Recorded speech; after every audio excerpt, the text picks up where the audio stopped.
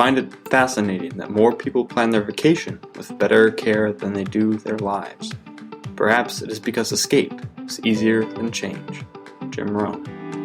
Welcome to Retire Mentorship, your mentor to and through retirement. I'm your host, Latte, certified financial planner. Retirement planning is surely a topic more people would rather escape than change their lives around to plan. But surely a successful retirement cannot be done without planning.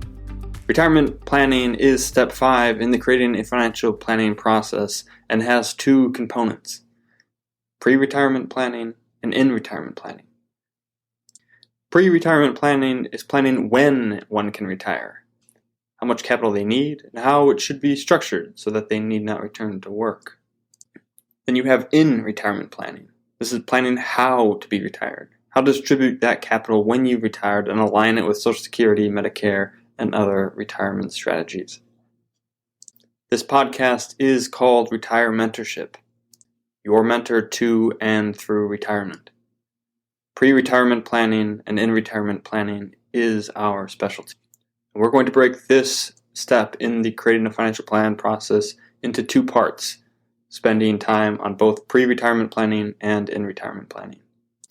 Anyone who is not yet retired will need this episode, and the closer you are to the day you retire, the more you will want to learn from the next one. We start as always with the 2-minute tune-in, the primary points of today's podcast in the first 2 minutes. We are going to cover the 7 steps of pre-retirement planning. Most people realize that you should, quote-unquote, save for retirement, but we don't have any plans around that and don't know how it's actually done. So we're going to take a step-by-step process in how to plan for retirement. Step number 1, identify a target. We need some kind of goal that we are shooting for retirement. Number 2, determine your income requirement. How much money will you need to live on in retirement? Number 3, estimate Social Security and pension portion of your retirement. Number 4, calculate your principal income requirement. How much income will you need to take off of your retirement savings? Number 5, calculate your retirement principal. How much money will you need in investments and retirement portfolio in order for you to retire? Number 6, calculate your savings requirement. How much will you need to save to get to that number? And number 7, assess, adjust, align. Assess your math and calculations, adjust your goals or methods of input, and align your actions with your values. We'll also cover a practical planning step at the end, how to actually do this in a way that is easier and uses less manual calculators. All that's coming up on the Retire Mentorship podcast.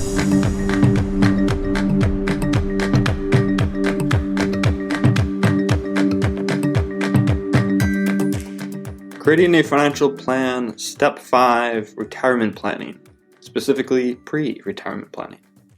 Most of us will retire, and a planned retirement is a great retirement. There are some people who claim that they will never retire, that they love what they do so much they will never want to stop. They will always have a job, always contribute, and never want or need to retire. Therefore, they don't need to save for retirement because they just don't ever picture themselves giving up the career. I would submit to those people that they do not know what it feels like to work in a 65-year-old's body. Regardless of how much you love your career, at some point you will minimally want the option to be able to stop doing it on someone else's schedule. Retirement, thus, may be defined as the ability to choose what you will do with your time and energy without the need to earn income. Whether you choose to devote that time to grandkids, golf, gardening, charity, or an encore career after that is entirely up to you. It's about options and freedom, not necessarily sitting on the couch watching reruns and golfing. Many seek to retire comfortably, to not be worried about money after they leave their job. They should also seek to stay comfortably retired to ensure they don't run out of money. Before you retire, the focus is on accumulation, on amassing enough capital so that you can continue receiving a paycheck after you no longer are working for it.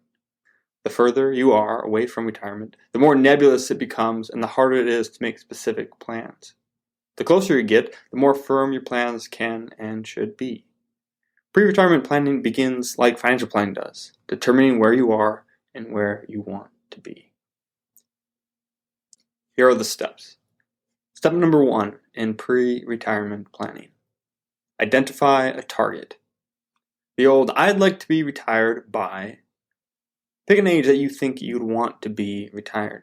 This can change, but we have to start somewhere. We can't take off unless we know what direction we are headed. Often, as people approach retirement, their desire to be retired by a specific year becomes clearer. Whether from burnout or just energy levels depleting, it becomes apparent that they will not be able to do it forever. Here are some key ages that people often pick to retire if you're looking for some ideas. Age 50 or 55. Some people's pensions are available at this age. Usually it's government employees, military, teachers, those types of people that will get a pension that is available at this age. Note, most people don't retire in their 50s. Certainly early retirement is possible, especially for those who specifically plan for early retirement, but for the vast majority of people, they don't retire before age 60. Age 60. Retirement funds are available penalty-free after age 59 and a half. That's when you can take distributions from your 401ks, IRAs, and other retirement accounts without the 10% tax penalty. Thus, age 60 becomes a goal for many people to get to. Age 62. This is the earliest age that you can take Social Security. You will take a reduced income stream if you take it at 62 versus your full retirement age, but this is the earliest you can get it. Thus, many people will aim for age 62 so that they have that base of Social Security income coming in, and then add on top of that with their additional retirement funds. Age 65. This is when Medicare is available. Anyone retiring before this age will need a plan for healthcare in place before they retire. And healthcare is not cheap for people over 60 but under 65. For many people, they have their healthcare through their employers, and so they need to wait until Medicare is available before they can drop that health coverage. Age 67. This is full retirement age for Social Security for most people who have not yet retired. If you were born between 1955 and 1960, you're on a phase-out period where your age is 66 in some months, but it's practically 67. Age 70. This is the latest you can delay Social Security for more income. If you don't take it at age 67, your full retirement age, you can get a larger income by delaying the taking of Social Security. But there's no point in delaying it beyond age 70, as your income stream will not grow any bigger by waiting beyond this age. Lastly, age 72 is the age where the IRS requires distributions from 401ks and traditional IRAs. This is the age of your required minimum distributions, or RMDs. For many people, there's no point in working beyond this when they are forced to take their Social Security and retirement distributions from their retirement accounts. Whatever age you pick, whether it be 55, 60, 62, 65, 67, 70, or 72, pick an age and use that as your target retirement date.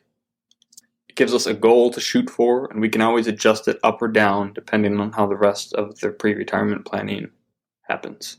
If you don't know where to start in there, choose 65, as it's a popular option for when Medicare is available and you could take Social Security as well. Step number 2, determine an income requirement. How much do you want to live on? Ignore inflation for now, as it becomes very complicated to try to calculate that in future dollars. Just use today's value. I like to have this expressed as a monthly net amount for basic expenses plus an annual amount for fun stuff. What would feel good to have coming in to your bank account, your net amount, each month if you were retired? And how much would you want in reserve to spend on big trips or large purchases throughout the year? This, of course, is where some of your other financial planning comes into play, because if you still have a mortgage, you will obviously need that amount in take-home pay to keep paying that. But if you have all your debts paid off, you'll require less in a net income amount by retirement. The closer you are to retirement, the more definite these numbers should be. Rough estimates are fine if you're 30 and you're trying to retire in 35 years, but they're decidedly not fine if you are 64 trying to retire next year. You need very definite goals for how much income you want to take in retirement and what else you'd want available to you in an annual amount. From this net amount, we will calculate what you would actually need to be making as a gross amount to pay all the taxes and associated fees on that net amount. We'll look at 2 example households through the rest of these steps. Example A is a household that wants about $75,000 per year in spendable income. That's income hitting their bank account with which they get to do things. We're not talking about Medicare or taxes or any of those things, because we're used to that coming out before the money hits our bank account. They want $75,000 a year in spendable income. So that might look something like, we want $5,000 per month hitting our bank with another $10,000 available for vacations and gifting. Okay, that's a goal. That's $70,000 per year, right? $5,000 per month is $60,000 plus $10,000 on top of that. Let's throw an amount for Medicare as well, perhaps $5,000, although you might need to go much higher if you're currently unhealthy. So for them, about $80,000. Let's assume this is a couple and they're married filing jointly. So with some tax planning, you determine that the federal and state taxes could be estimated at $15,000 per year. So for example A, their couple, the gross income requirement for them is $95,000 a year. $70,000 per year in spendable income, $5,000 for Medicare, and $15,000 for taxes. $95,000 per year. In example B, we have a couple that wants to spend $150,000 a year. That's $150,000 hitting their bank. We want $10,000 per month hitting our bank plus $40,000 per year in fund money. $10,000 a month is $120,000 a year plus $40,000 is $160,000 in spendable money that they want.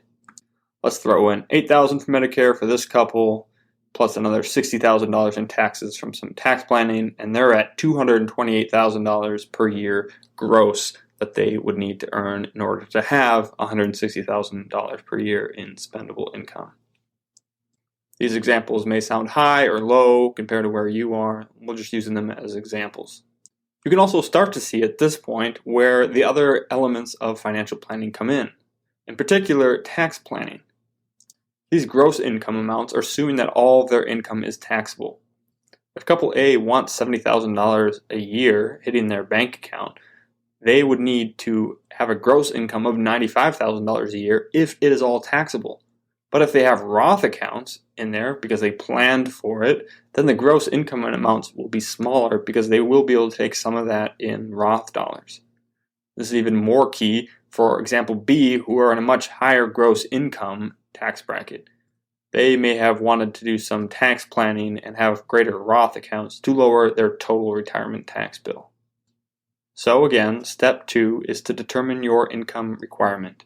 What do you want in a net income amount, and then what will you need in a gross income amount in order to equal that? Again, you will need to be proficient, at least to some degree, in tax planning to figure out the tax aspect of this.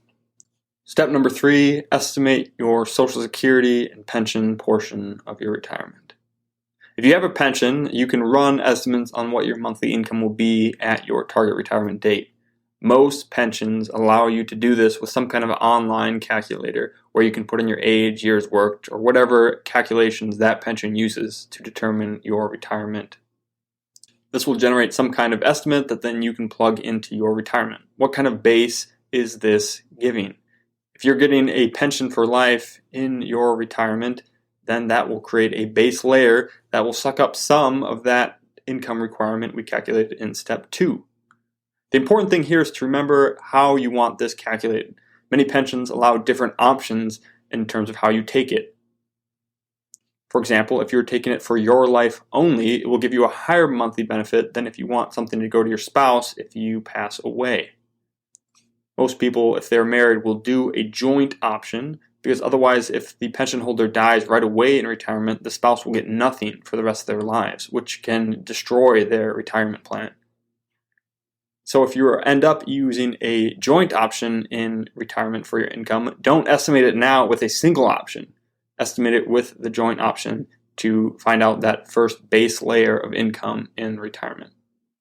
Most people don't have pensions, so we're going to assume for the rest of the examples here that these couples don't have pensions either, but you would do this if you have one.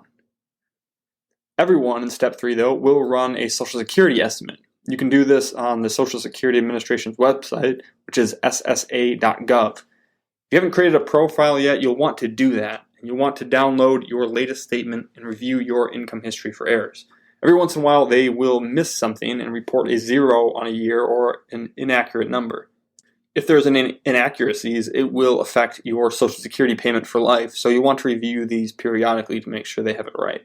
It's not as if the government never made a mistake. Create your profile, and there you can run your Social Security estimate and get your base layer of income from there.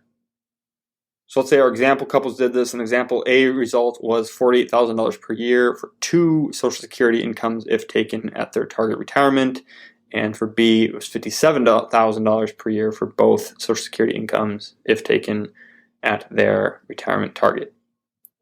Note, the more money you earn, the less Social Security will make up for you at retirement. That's because there are breakpoints in the amount your income counts towards Social Security.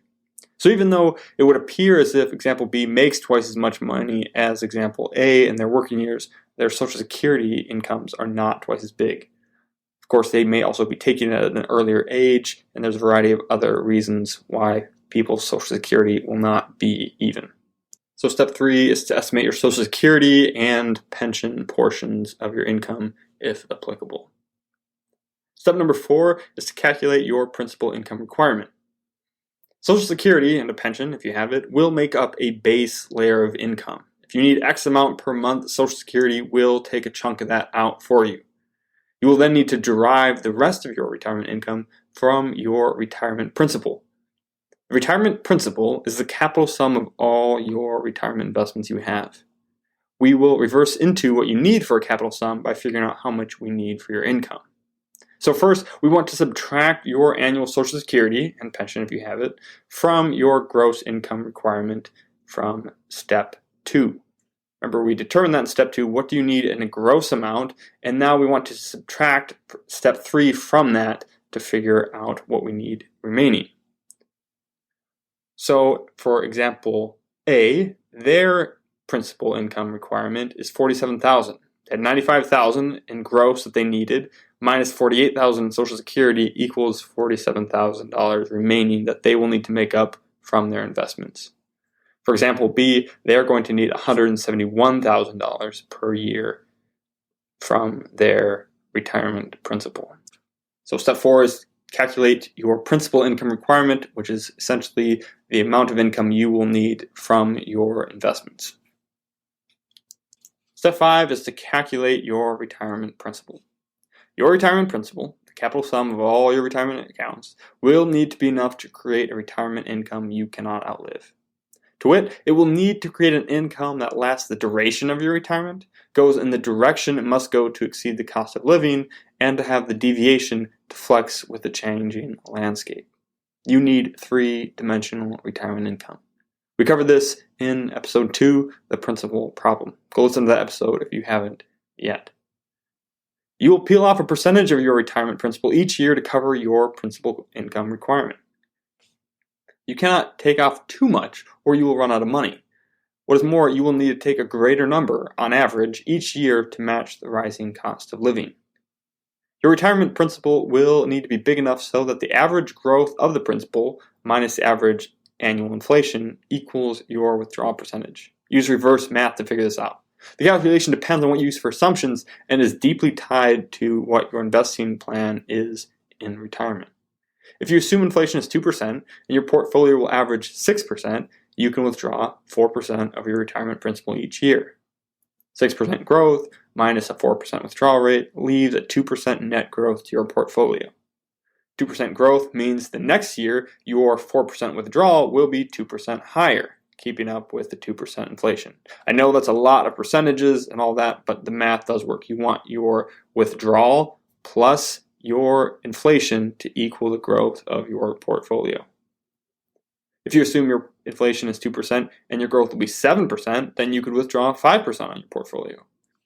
2.5% inflation and a 7% growth becomes a 4.5% withdrawal. And if you use 2% for inflation and only 5% growth because you have an extraordinary amount of fixed income, that means you can only take a 3% withdrawal on an annual rate.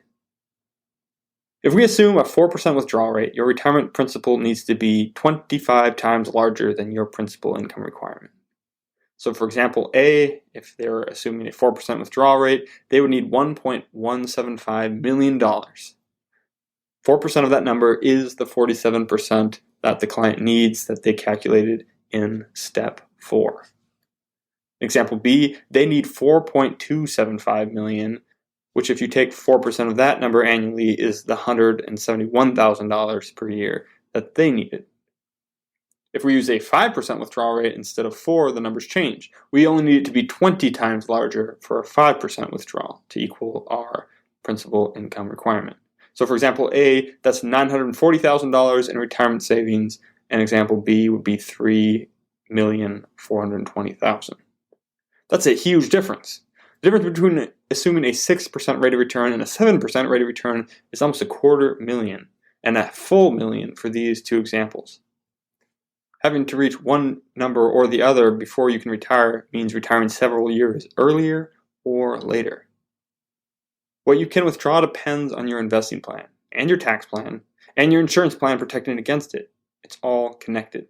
If you haven't made a link between your investing plan and what you should assume for rate of return, then I would err on the side of conservative. Take 25 times your principal income requirement from step 4. Then you must inflate this out to your target retirement date. Because this is in today's dollars. This is what you would need to produce that income today. We need the amount that it will produce today's goal at the time of your retirement. If you're retiring the next 2 years and you've already calculated your end retirement principal.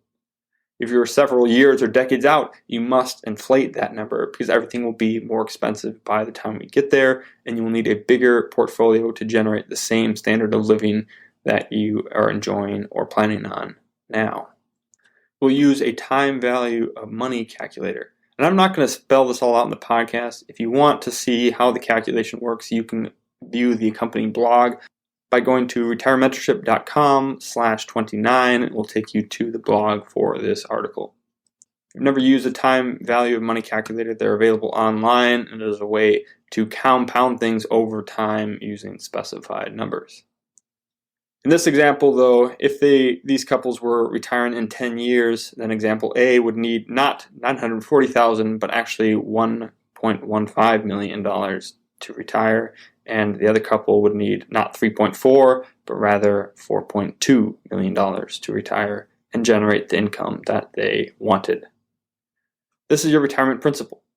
This is the capital sum of all your retirement accounts that you will need to retire comfortably and stay comfortably retired on your desired date. The question of can I retire depends on these things.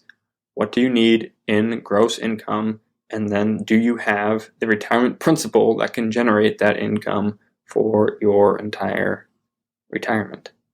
This is how it's calculated.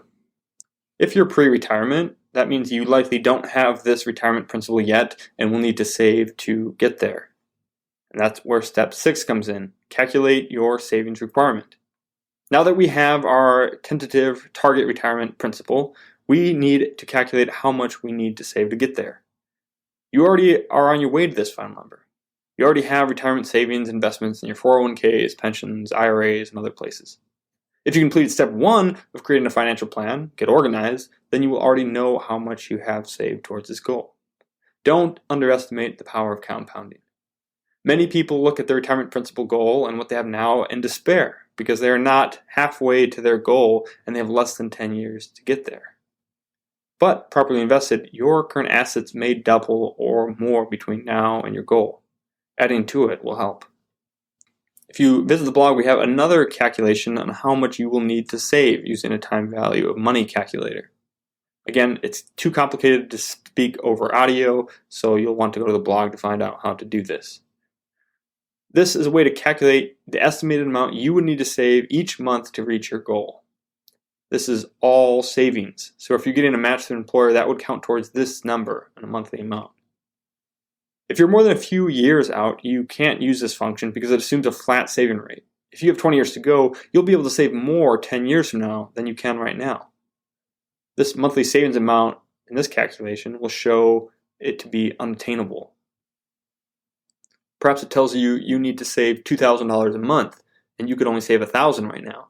But 20 years from now, you'd be able to save $4,000 a month because your income is much higher. So if you are far out from retirement, this calculation won't work. You need a more advanced calculation that can compound not only your investments, but also the rate at which you save. There's an easier and more effective way to calculate this regardless of how far you are, and we'll cover that at the end of this episode in the practical planning section after step 7. So stick around for that, and you won't even need to view the blog and view those calculations if you don't want to. Step number 7 then is to assess, adjust, align. After completing steps 1 through 6, you'll likely come up with a number at the end that is way off base. For many, they realize they are behind what they need to be to hit their target. And the savings requirement to reach their target retirement falls somewhere between improbable and impossible. Now we know. Time to assess, adjust, and align. Assess. Look back over your numbers and assumptions. Did we make any math errors? Did we use any numbers that are unrealistic? Is our assumed rates of inflation and investment returns reasonable? Then step back further. Is our target retirement date and income what we actually want, or can those be changed? Adjust. Making small changes to our dates and returns and saving rates can change the final number drastically. One of the biggest changes we can make is adjusting our target retirement date. Each year we wait to retire, the more money we will have for retirement. This happens in 3 ways. Number 1, we will have 1 less year of retirement income that we need. Though if we plan to always live off the growth and never touch the principal, this doesn't matter as much. Number 2, we have 1 more year of savings into retirement, typically in our highest earning years and highest savings years. And 3, and this is most important, we have 1 more year for all our investments to compound, and especially while we are adding to it. This is truly the most important aspect of waiting, in which we understand better when we truly grasp compounding. Imagine you introduce 1 lily pad to a pond. That lily pad will make a new lily pad each day, and so will every lily pad that is made. So the total amount of lily pads will double each day. Between day 1 and day 30, the pond goes from 1 lily pad to completely covered in lily pads. On what day between day 1 and 30 will the lake be half covered in lily pads? On day 29. It will go from half full to full between day 29 and 30. Now, investments don't double every year, but our pond example might even add in a few hours onto the end of day 29 produce as many new lily pads as have been produced in the last few days. So it is with waiting to retire. With the right investment planning, market cycles, and savings, you might increase your retirement principal by 30% waiting a couple of years. Other adjustments include adjusting your desired monthly income or annual fund money. You might be surprised what reducing your monthly retirement income by $500 a month will do. Align. If you made some adjustments, but simply can't or don't want to adjust the end goal any further, either your income or the date, then you must align. You've assessed your values and you've told yourself, or perhaps each other, that you want this kind of retirement by this age, but your current actions are not in line with what you say you want. It's time to align your current actions with your retirement values. Spend less, save more, downsize, pull whatever levers you need to align your current actions with projections. This cannot be ignored any longer. You cannot plan another vacation to escape the reality that your retirement trajectory is not on pace with what you say you want it to be. If we have no more adjustments that we can make, then it's time to align. Then, if necessary, repeat steps 1 through 6 until everything is in sync. Then you're on track to retirement. Practical planning. If all this sounds like a lot of calculation work, then it is. Don't let anyone fool you into thinking you can create an effective retirement plan in 5 minutes. But it can be easier to calculate than doing it manually. Use a financial planning software, such as Right Capital, to assist in your planning. If you completed Get Organized using Right Capital, you're well on your way. Right Capital's retirement planning module is where it becomes so effective. There are a lot of moving parts to financial planning, and all of them affect your retirement plan. It is especially hard to effectively estimate the various growth rates of a plan by hand. Each has separate percentages, and you'll want to have educated estimates of inflation, income growth, savings rate, investment return, and tax rates. Right Capital uses the current consumer price index estimates for inflation and applies it not only to cost of living, but anything else you want tied to it. For your income, you can tie your income growth to inflation for cost of living adjustments, or to a separate rate based on your career and industry and what you project your income might do. For savings rates, if this is expressed as a percentage of income, then as your income grows, so does your savings. Each type of investment has a different percentage return, and Right Capital will automatically calculate the weighted average of all those returns based on your assets.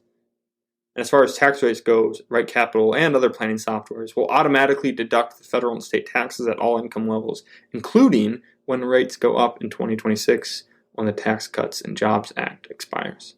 Obviously, tax rates and many other things are subject to change, but we have to use all known entities and make educated estimates on the rest. Effectively calculating all this by hand is a nightmare, and using software can help. Right Capital will not only show your current plan, what is likely to happen based on everything you have put in, but also can generate a proposed plan. You can adjust settings on the plan to show different outcomes. For example, you can tweak your retirement date for one or both of you if you're married. You can adjust your savings rate or see what might happen if you increase your equity allocation in your investing plan. If you learn visually at all, then the outputs of Right Capital or other planning software will help you visualize your plan and adjust to it. This can be a powerful motivator and extremely helpful in improving outcomes.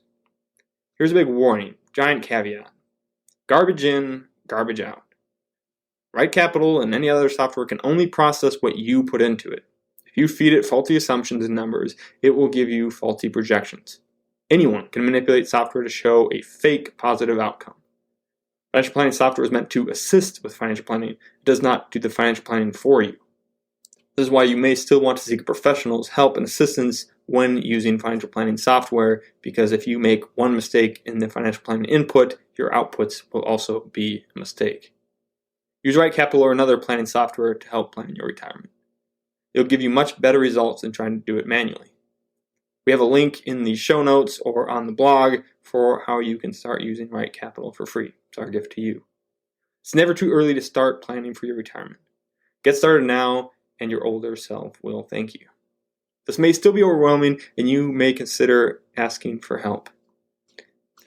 Begin to ask yourself, would I be better off diverting some of my savings into retirement accounts into a retirement plan instead? For many people, the answer is unequivocally yes. If you want help planning for your retirement, we are, of course, here to assist. You can email us at questions@RetireMentorship.com, or you can Google me and find my financial planning practice and reach out to me there. And in a few weeks, we'll share how you can find help for yourself, so stay tuned for that episode.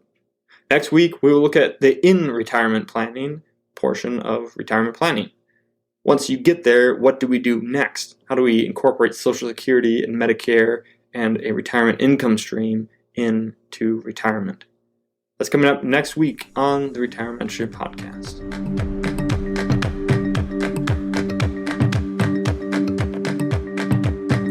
This podcast is educational only and is not intended to be investment, legal, or tax advice or recommendations, whether direct or incidental.